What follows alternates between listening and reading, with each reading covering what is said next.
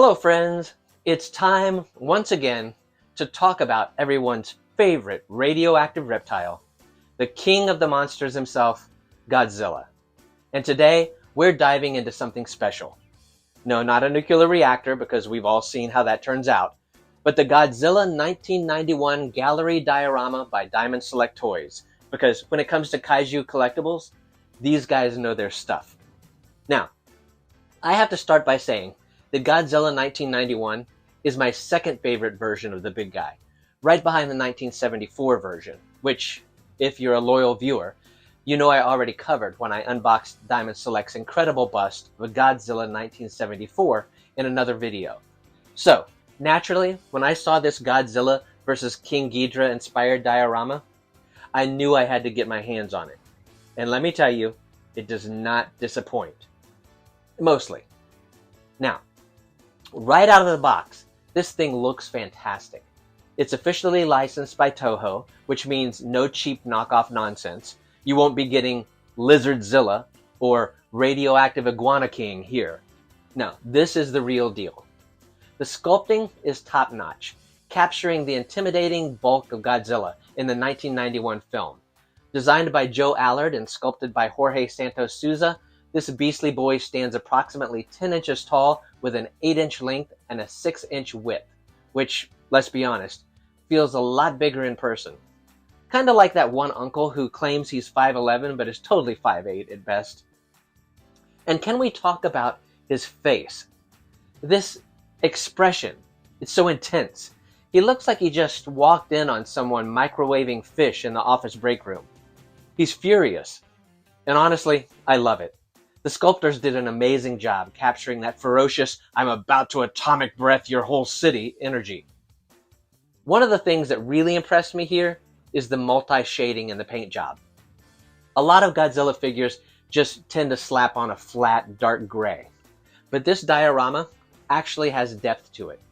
There's layering in the dry brushing, and the glossy finish really makes the scales pop in the right lighting. And also a shout out to the sculptors for using a slightly flexible PVC material. It gives the figure a bit of a natural feel, instead of just looking like a hard plastic chunk. It's a small detail, but hey, when you collect kaiju figures, you appreciate the little things. Alright, here's where things get a little interesting. So, Godzilla isn't just standing on a random platform. He's looming above a dock with a boat caught in his path, which is a great choice. The idea of this massive monster towering over a helpless human vessel is classic Godzilla imagery. But here's my one complaint. While Godzilla himself is loaded with detail, the boat and the pier? Not so much. They're just fine.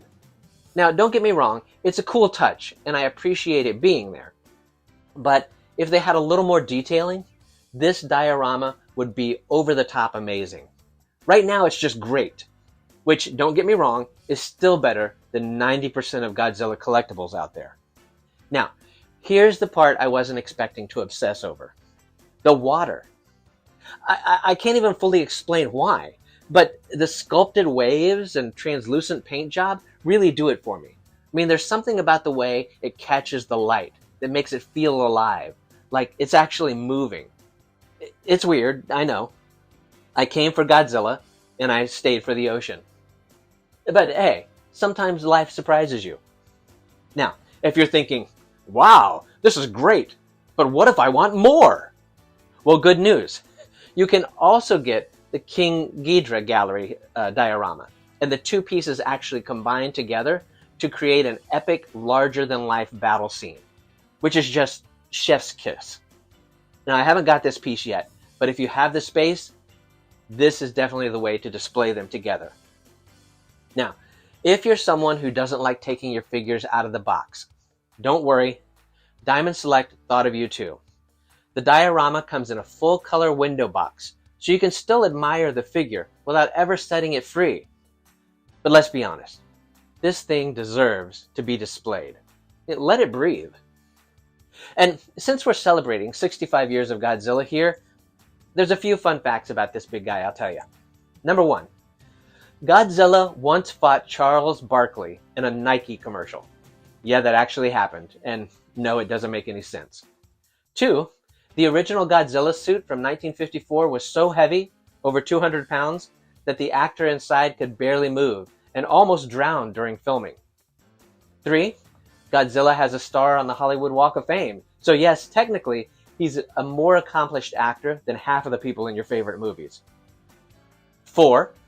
In the 1970s Marvel comics, they actually had the rights to Godzilla, and he fought the Avengers. 5. There was a deleted scene from Godzilla vs. King Ghidorah, where Godzilla actually punched Ghidorah in the balls.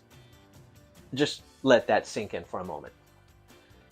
So, in this diorama, is it worth adding to your collection? Well, absolutely. For a mid-range collectible, this thing delivers in every major area. The sculpt is top tier, the paint job has real depth, the pose and base make for a great display, and the fact that you can pair it with the King Ghidorah diorama makes it even better. Sure, the boat and dock could use a little more detail, but that's a minor gripe in an otherwise fantastic piece. So, if you're a Godzilla fan, or just someone who appreciates well-made, officially licensed collectibles, this really is a no-brainer. So make sure you check out Diamond Select Toys' website to grab one of these and see all the other great geek collectibles that they have to offer from a majority of fandoms. Lots of stuff. So there you go. That is it for this review. Now, I want to hear from you. Do you own this diorama? What's your favorite version of Godzilla? And seriously, does anyone else weirdly love the water on this thing, or is it just me? Drop your thoughts in the comments. And don't forget to like this video and subscribe to the channel. And hit the notification bell so you don't miss the next deep dive into geeky collectibles. So, until next time, stay wacky, stay weird, and remember, never microwave fish in the break room unless you want Godzilla to show up at your desk. We'll see you next time.